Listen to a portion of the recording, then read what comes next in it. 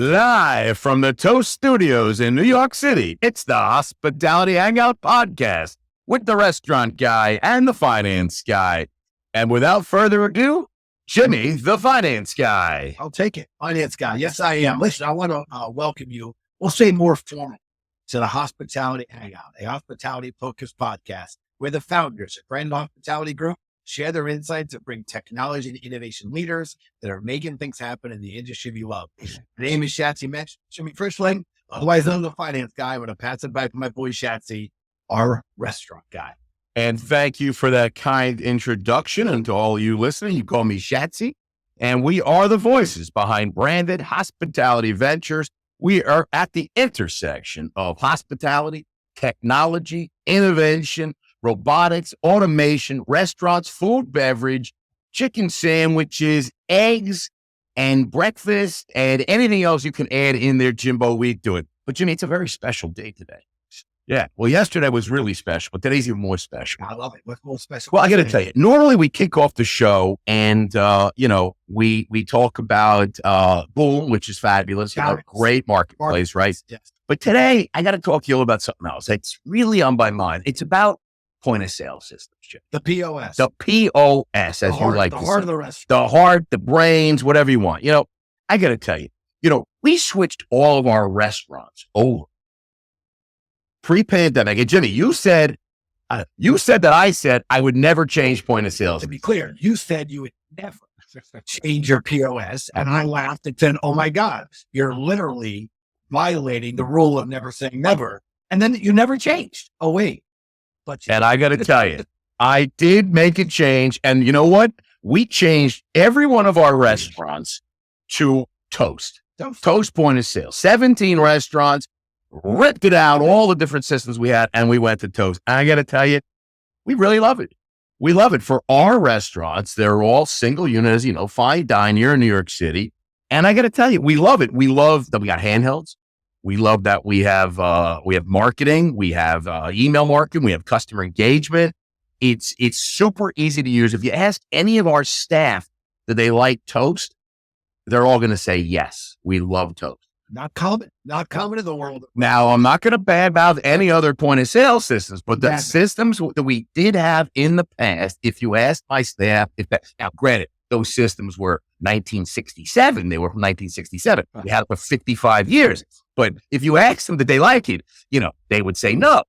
But today they love Toast. And you know what?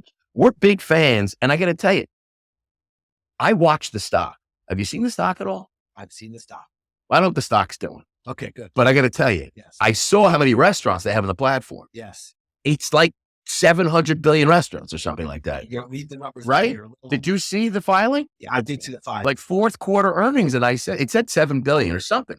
Am I off? Never. It wasn't. Oh, well, I know that they've got Papa Gino's, they got Velvet Taco, Bar Louie, Wawa Grill, Isabel's Osteria.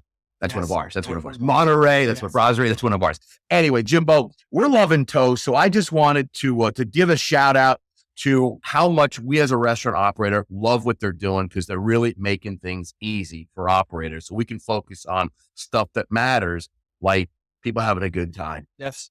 I like that. So to be clear, are you done? Are you done on this for a moment? I'm done.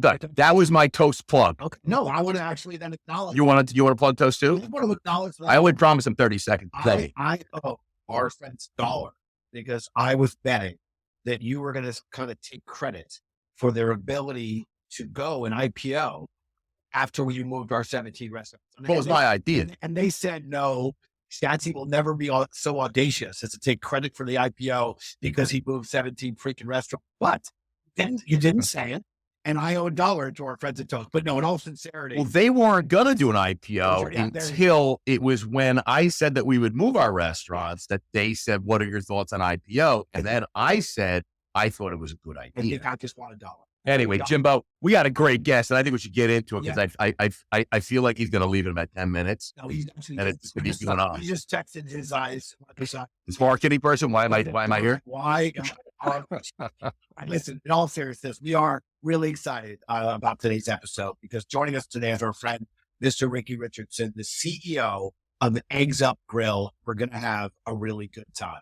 Anything you want to add? Or you want me to jump right No, in? jump right in, man. I promise we are going to bring Mr. Richardson into the show. But before we do, long-term listeners of the podcast know that we love doing Trivia Tuesday, not to be confused with Taco Tuesday, which is now free for everyone to use. But I'm giving you 3 factoids about our friend Ricky. As you guys know, 2 of them are true, less true, also as false or a lie. But here we go. Fact 1, Ricky spent his entire career in the restaurant industry. Fact 2, Ricky participated in the Oslo Marathon. Fact 3, Ricky's first job at Eggs Up Grill was a busboy. All right. Fact 1, entire career in the restaurant industry. Fact 2, the Oslo Marathon. Well, I'm always really good at You're this, really right? good at this game. Really good. I can believe, Ricky, his whole life in the restaurant industry, sure, why not? The Oslo Marathon, it just sounds so weird. Like, why Oslo? Like, what's going on? What's Ricky got to do with Oslo? Is he from wherever Oslo is? Where is Oslo? I thought that was so random. I think that's true. Oslo's in the north. That's like a Netherlands kind of thing. Or is it Norway? What's in Oslo? I thought there's no geometry on this. Wait, or is it geography? Yeah, but Oslo is geometry. That's what I was like. And then his first job was there's no way his first job, but I can't say that. Maybe it was we have so many CEOs first job. First job in the restaurant industry, busboy. And how many CEOs have we met? First job? Last week in Boston, it was like 6 out of 6. Dishwasher. First job on the floor. I got to tell you, I think Oslo and the busboy could be true. I think Ricky may have stepped away from the industry. All right. All right. Well, you know what? So let's go away. Let's wait. You know what? We don't have to keep guessing. You have to wait till the end of the episode. Now we're going to tell you which are the 2 truths. And thank you, my cousin Vinny, and which ones I listened to. All right. So listen, Ricky, you've been patient. We appreciate you. We want to make sure your marketing person doesn't get in any more trouble. I'd like to bring you in, my friend.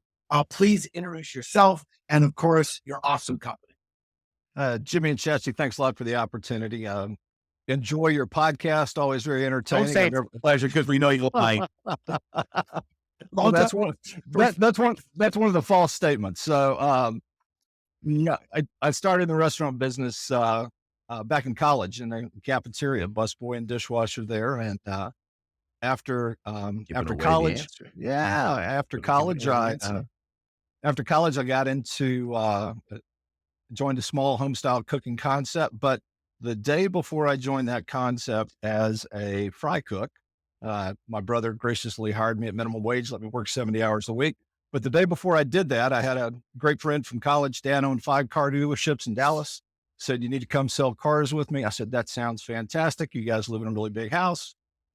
So I said, this is my ticket. Went there for one day, got a big video cassette on how to sell cars, went home and watched it for 3 hours, tossed it in the trash, became a fry cook the next day, and have never left the restaurant business.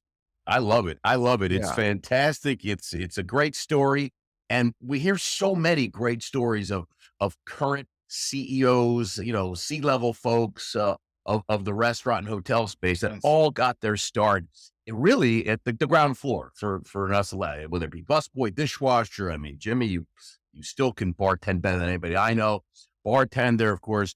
Oh, but you know what, Ricky, before we get into everything happening at Eggs Up at Eggs Up Grill, I want to dive into really you and really find out, how did Ricky Richardson become the CEO? Like, what was your pathway to all those listeners that are the hundreds of millions of listeners that we have? So it's the 1980s, and you're at Baylor University, MBA, going to the MBA at Baylor University, and he's thinking, I love Dallas, I love Texas. What should I be doing after I get my MBA? What should I be doing? And you dove right into working in restaurants, right? Absolutely. I don't remember the first one, but I know it was it wasn't TGI's, but it was something really terrific. And where'd you start? What's the first one? Don't tell me. Let me guess. It was a Brinker. It was a Brinker International place. It was a Brinker. It was down the street from Brinker for the first Chili's. The Black Eyed Pea restaurant. I knew it. You see, I knew it. Okay, so you started working there and you're loving it. And you said, I spent all this time and money getting my MBA, but now I'm a waiter. I'm a waiter. Does this make sense? Your parents are angry. Your parents are mad. They spent a lot of money. They're paying all these the tuition, and they're mad. And then you go and you say, Dad, Mom, I know what I'm going to do. don't be mad. I'm going to TGI's. And they were furious. They're like, what do you mean? I thought you were going to go become a banker. A banker's what you're going to be. No, TGI's is what I want. And you went to TGI's, and there you proved to them that, you know what, banking wasn't for you, because you became the president of TGI's, the fastest president ever. Within 6 months of starting as a waiter, you became the president of TGI's. And that's where you are right now. Shatsy, I'm watching Ricky, and I'm trying to figure out, every time Ricky laughs, I imagine Shatsy kind of got off the rails, but you know what? We're about to find out. No, that's almost 100% the truth. And now, so president in 6 months, fastest president ever. That you can look it up on Google that. And now CEO of Eggs Up. I'm sure I got most of that right, Ricky? There were about 20 years in there, in addition to those 6 months. But details. 20 years with details. That's a details. You know, it's the Black Eyed Pea was a highly entrepreneurial organization at that time. Worked for two fantastic icons, I believe icons in the industry, Jane Street and Phil Cobb.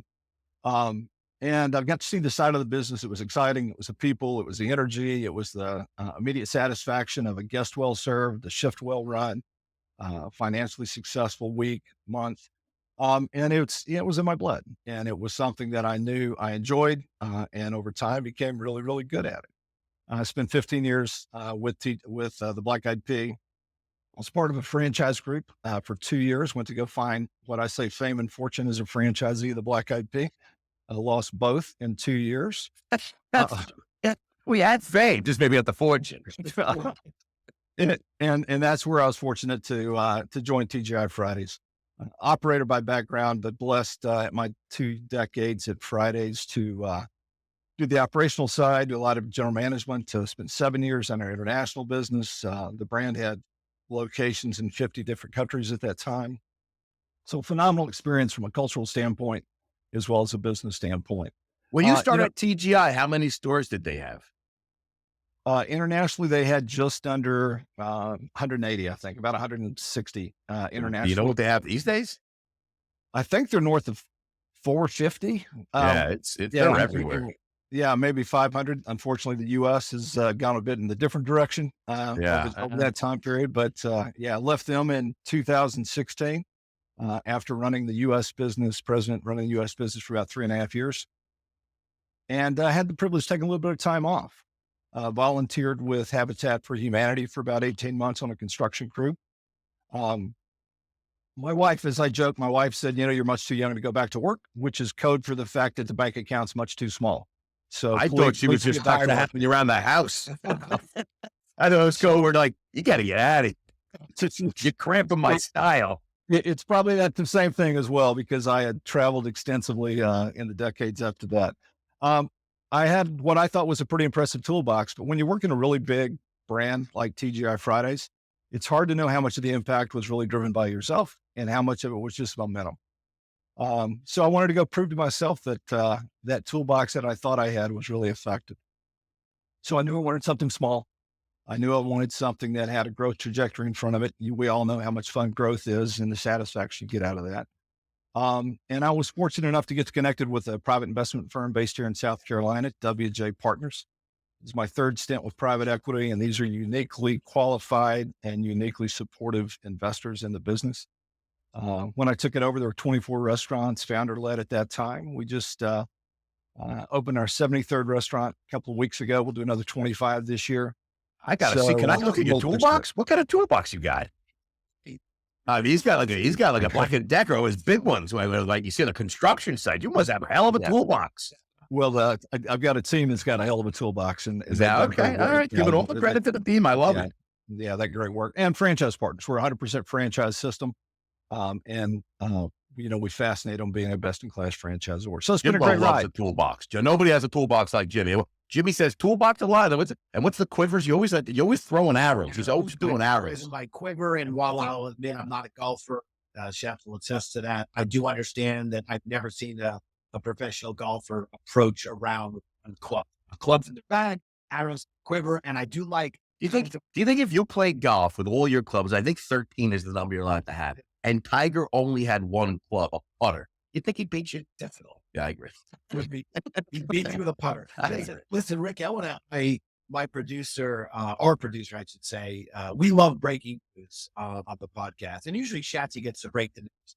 I had the privilege of kicking things off with some unbreaking news, because this is not, let's say, a new announcement, but it is new for our podcast. So it's the first time we're talking about it. So in the category of unbreaking news, Eggs Up Grill will be making its expansion outside of the Southeast. First time with its first deal in Columbus, Ohio. So Oh, yeah. you've had great growth. You've got a pipeline ahead of you, but Columbus, Ohio is, as I understand it, is the first breakout from the Southeast, and would just love if you to share more exciting, share this, maybe some more color around this exciting expansion and the direction. Now, why Columbus? That's what I want to know. Like, why from the South to Columbus? They love eggs over there, don't they? Absolutely. We're blessed to have a franchise partner there that joined us recently. He's a long time in the industry, been very successful as franchisees of another concept. Ran across Eggs Up Grill, enjoyed it as a guest, and wanted to bring that to Columbus, Ohio. So excited to get to the Midwest with Paul Bell and his team. We should be opening later this year, the first one in that market. Texas has been a rapidly expanding market for us as well. I'm expanding the definition of the Southeast with each one of these moves. We're open in Dallas, under construction, about to be under construction in Houston. We'll be opening in Austin later this year. So Nice. we focused short term after the acquisition and coming on board to make sure we stayed in our backyard, where we had a great reputation, where we could keep our hands around the business, but we feel like we've proven our capabilities and the brand's ability to travel. So really, really excited about continued expansion, and look out for further announcements of Midwest expansion soon. Yeah, I can't wait. I love it. We love brands that have a great story, a backstory, that history and generational history. I think Eggs Up Grill checks that box. Let's talk a little about the multi-generational history of Eggs Up Grill. Tell us a little about the story, where it started. I mean, I think it's Myrtle Beach, if my notes are correct, right? So you're Myrtle Beach with a single unit. And like you said, I mean, you took over with 24. So they grow from one unit.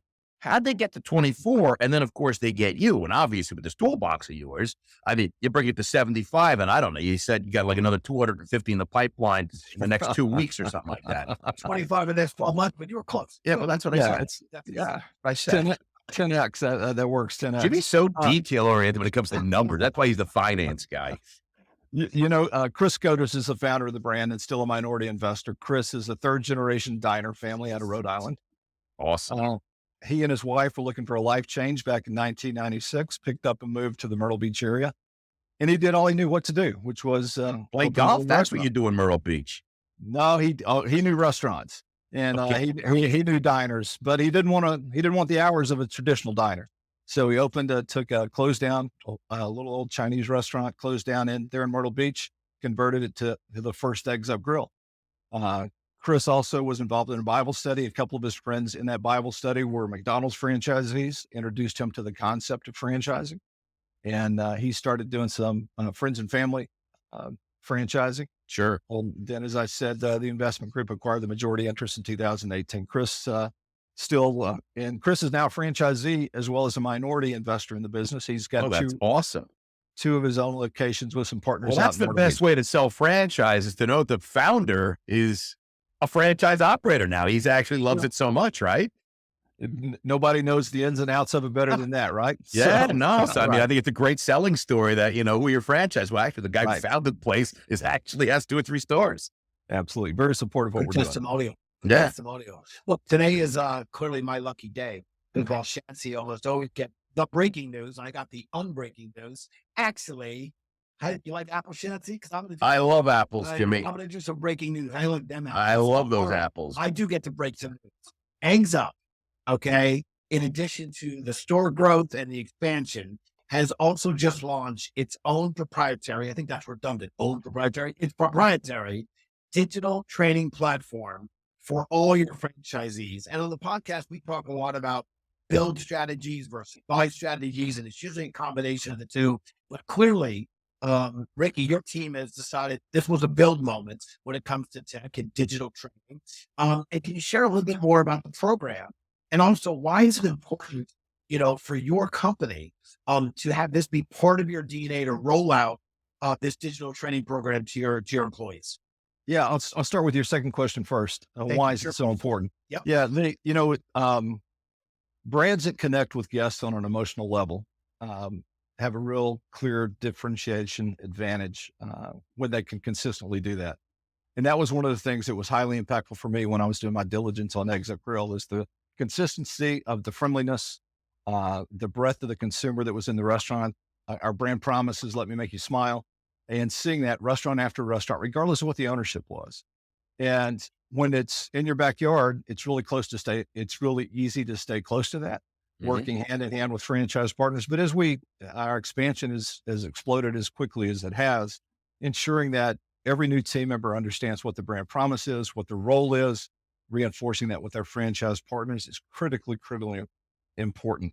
We hire for personality. Obviously, you've got to train skill sets. So the consistency and ability to track training compliance and performance is really important. It's one of the key elements of this platform as well. We deliver our recipes, we deliver training videos, we deliver marketing communications through this platform as well. We are it is a blended approach. We developed all the content ourselves, wrote all the content ourselves, the format and the structure and the details behind that. We're riding on top of the Player Link system. I don't know if y'all are familiar with Player Link or not, but we are using that as the base platform. We just introduced it this mid-January to our owners conference, and it's been wildly accepted with a lot of energy and a lot of excitement behind it, but we're just starting to scratch the surface with that. That's fantastic. I mean, listen, training is really the heart. Yeah. I think a lot of times folks in the restaurant space in particular, real guilty about this, but I'm sure in other industries, we hire someone and then we say, how's Jimmy doing? Oh, he just finished his training. He's here a week and he does maybe the breakfast shift, the dinner shift, the lunch shift, maybe he does an expo. Yeah. He maybe does prep, he does his stuff, and it's 5 days. Oh yeah, Jimmy's he's going on schedule next week. He's done with his training. And I love it. He's done with his training, because to me, training is never done. I mean, I don't know a lot about other industries, but certainly in the restaurant industry, it's never done. You're always learning, you're always teaching, you're always training. Things are always changing. Menus are changing. It's just tech has changed. So it's never done. But keep it on tech. I got to tell you, we always joke about how slow restaurants or hospitality was to embrace technology. We always kid around that when I first started, outside of dishwasher, which was really cool technology. That was really cool.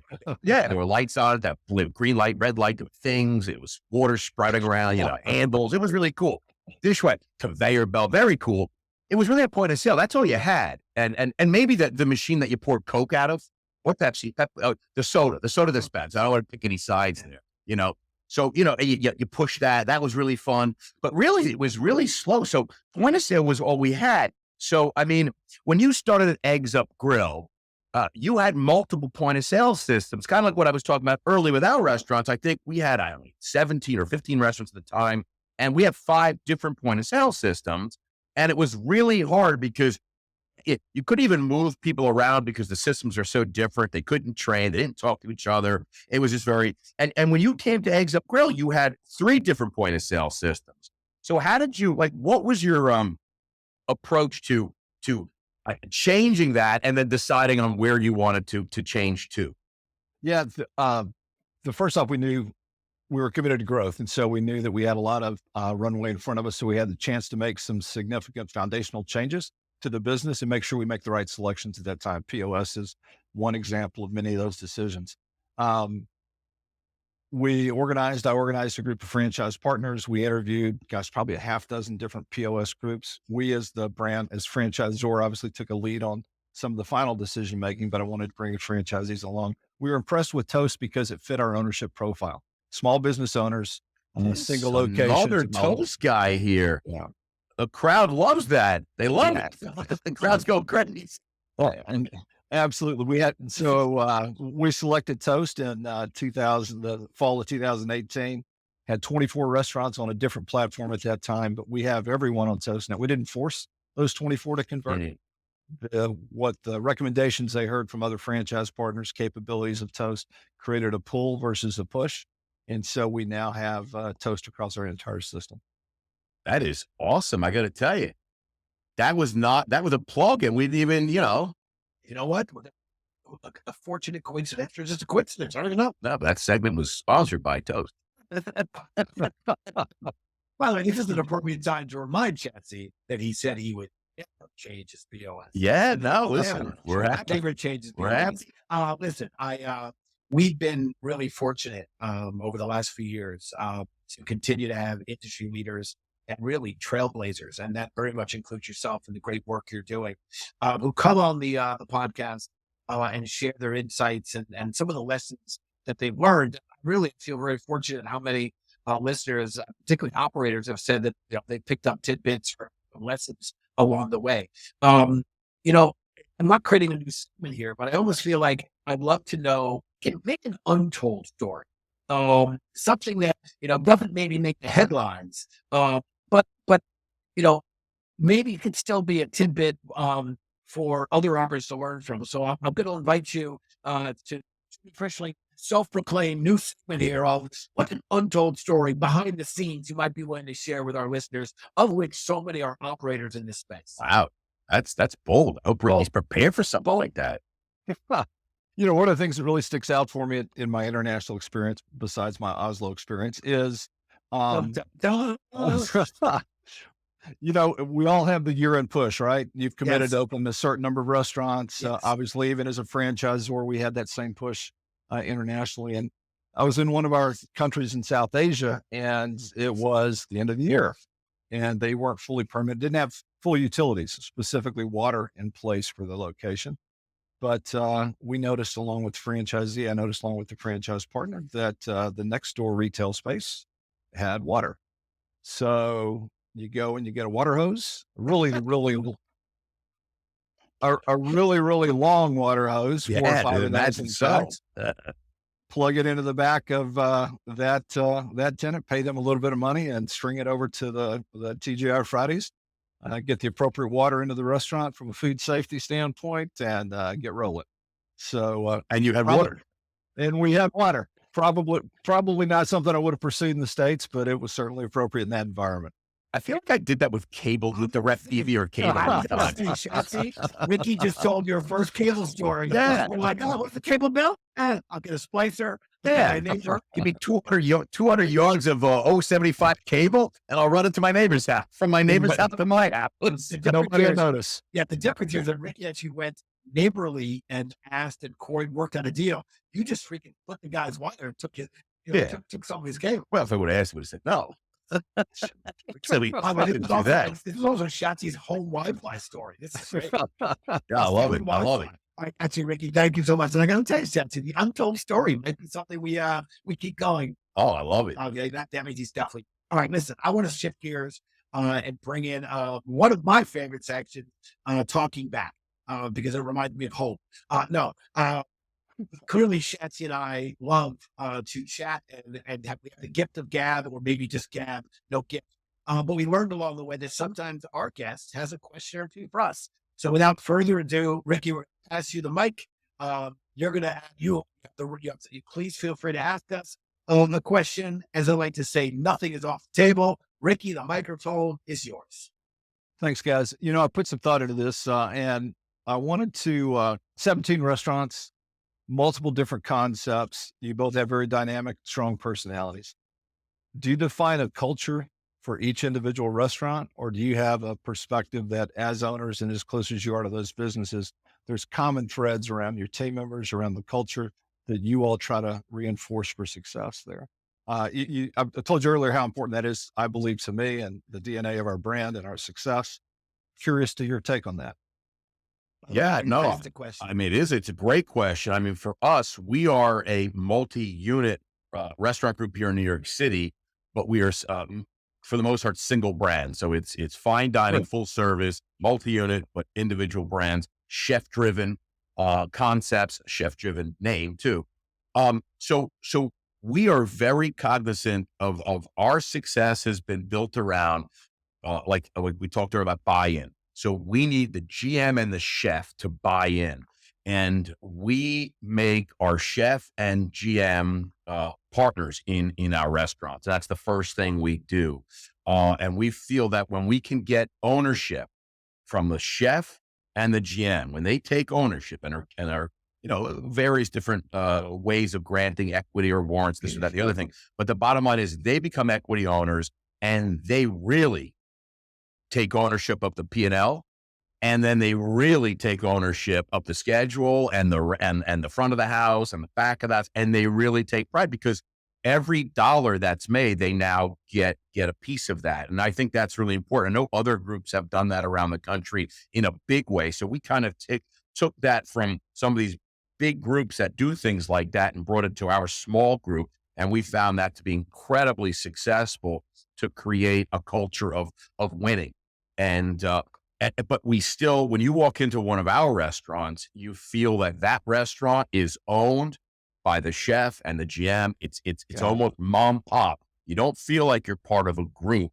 You feel like they own that restaurant. And that's kind of like what's been successful for us. There's a lot of similarities, I think, to how we vision our business. We've got local ownership, right? It's 100% franchise. So if we do our work, as we select those franchise partners, understand what makes Eggs Up Grill successful, what their role is from the guest experience, the team experience, we have that same financial motivation at play for us as well.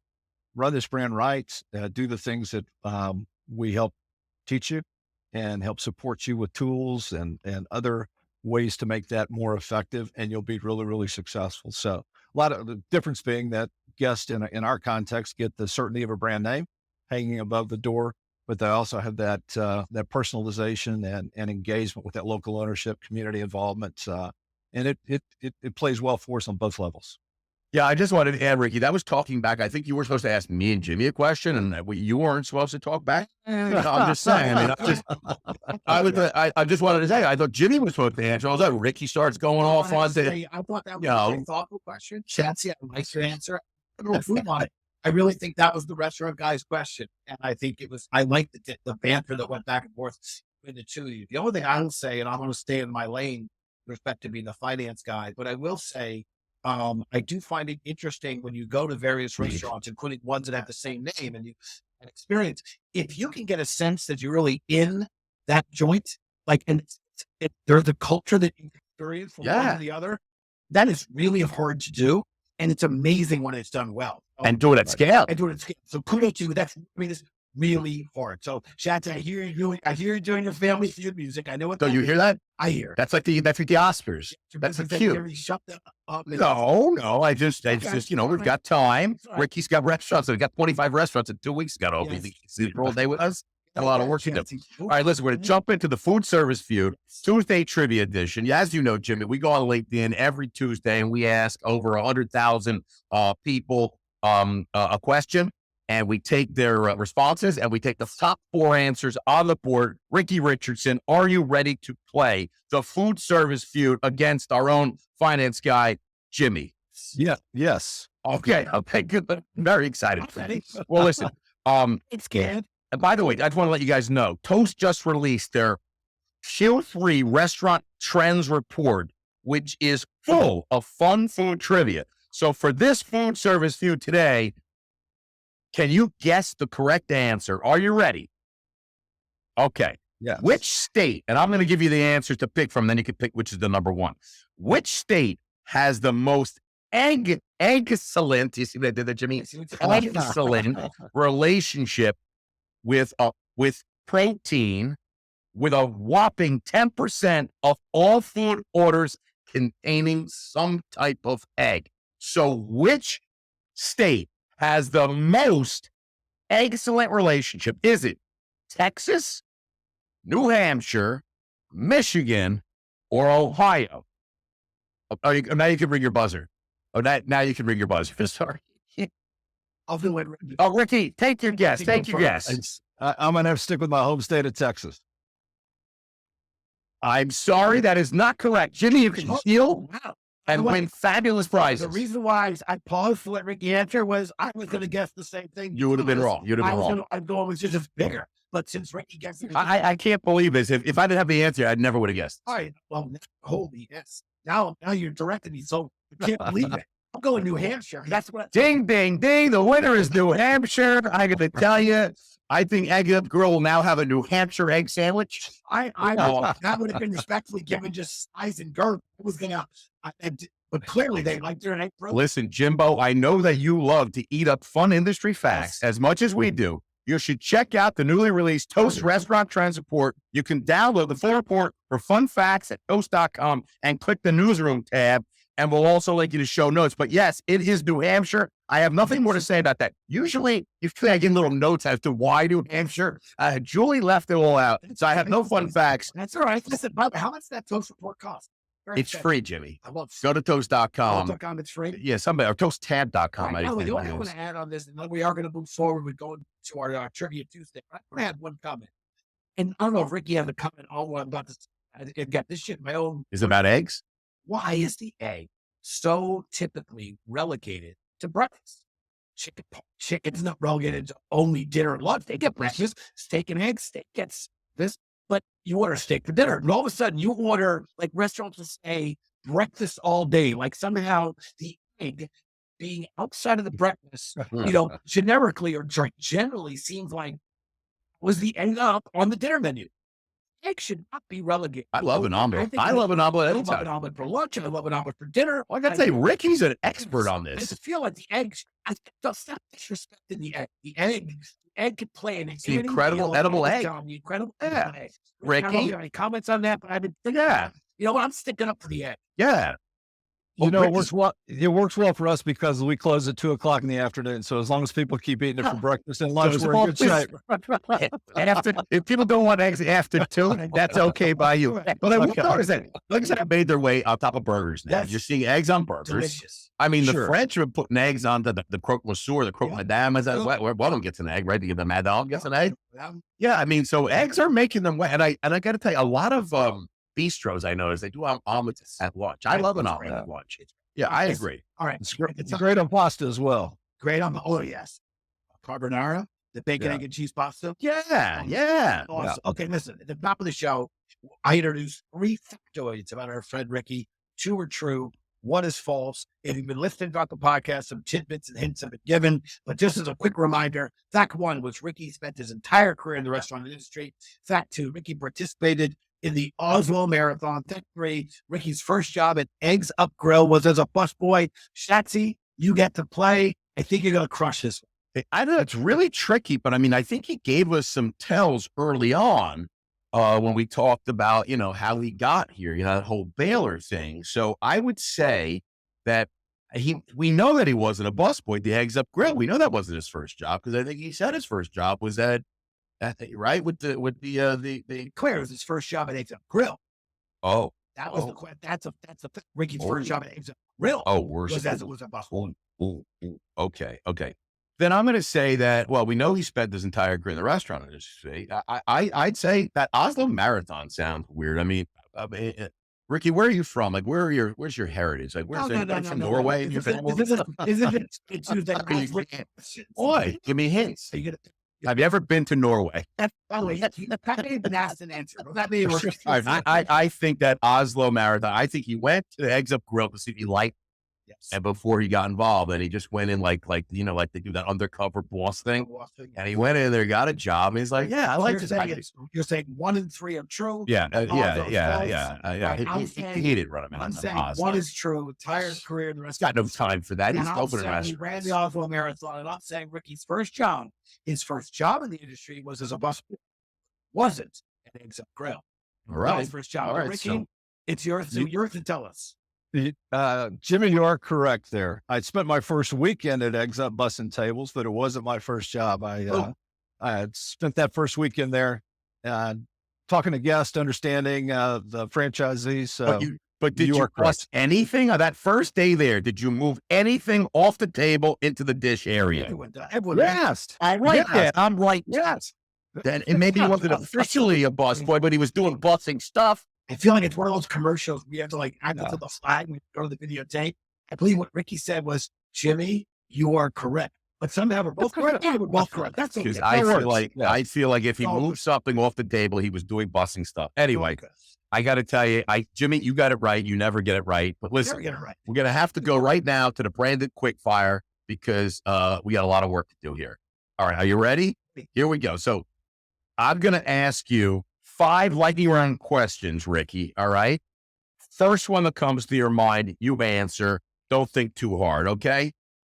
Marvel or DC? Marvel. Where are you getting dinner from tonight, sir? Dudley's, local restaurant. I just named it. I like the name. I think if I had a dog right now, I'd name him Dudley. And if I were to have another kid, maybe Dudley Schatz. So, I like Dudley. Yeah. What's your favorite food city in the world? Dallas, my hometown. Where's your favorite place to travel? Don't say Oslo. My family lives at the beach, so we spend a lot of time in Cabo. Cabo. Is it fact that Eggs Up Grill is opening in Cabo next? Not yet. Not yet. But it is on the radar. It is on the radar, so you can spend more time there. It's on my personal radar. So Yeah, it's on his personal radar. He's looking to find a... Hey, listen, anybody looking to open Eggs Up Grill in Cabo, Ricky's got a deal. He's got a 5-unit deal ready. If you want to challenge Jimmy Rye to a game of Buck Hunter, the video game Buck Hunter, that arcade classic, better odds of beating, who is it? Jimmy Rye gave a Buck Hunter. I'd say Jimmy, a little more precise, maybe, with his financial background. Yeah, and he spent a lot of time in bars. Jimmy knows that game. It's true. It's true. Right? Yeah. And when I have a few cocktails, I think I'm better at the game. Are you a hunter, Ricky? Are you a hunter? I am not. I mean, even have that question. Other than at games, arcade games. Oh, so you're like an arcade. Favorite arcade game, is it Buck Hunter?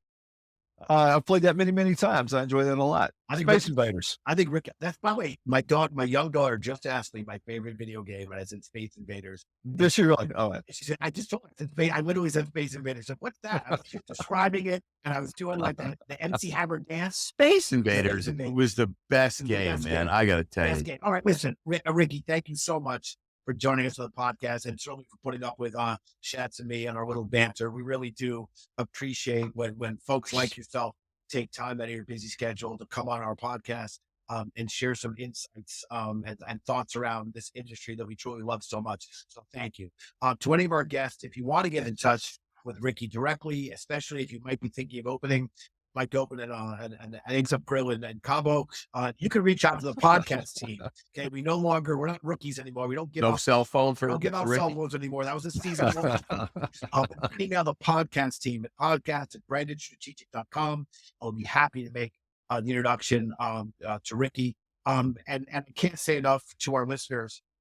Thank you so much for continuing to tune in, for continuing to make this part of your podcast. Arsenal. We couldn't continue to do this work without you, and on that basis, we always want. Jimmy, that was so touching. I got a tear in my eye. It was really beautiful. Hey, Ricky, let me ask you something more important. If we want to get in touch with Eggs Up Grill, and I want to open up. What? WW what? Is it eggsupgrill.com? That's it. Eggsupgrill.com. I got to tell you, rocking concept. You ever going to come to New York, you think, or is that in the cards, or you got a lot more work to do? Yeah, I think we'll be near close by New York in the next 12 to 14 months. I got to quite tell in you, New York. New York was known as a diner town. I mean, like New Jersey, New York diner towns. And unfortunately, there really has the generation shift, the younger generation, their father or grandfather was at a diner. They don't want to take it over. And a lot of times they own the real estate and they're just going out. The diners are kind of going out. So I think Eggs Up Grill would have a good time here. Because Jimmy's looking for eggs, but you'd have to open up the Eggs Up Grill would have to stay up to 7 p.m. here for Jimmy. So he likes to go happy hour. He likes egg happy hour. If you could promise that, you might even get Jimmy to take a 5-unit deal. I got to tell you, Ricky.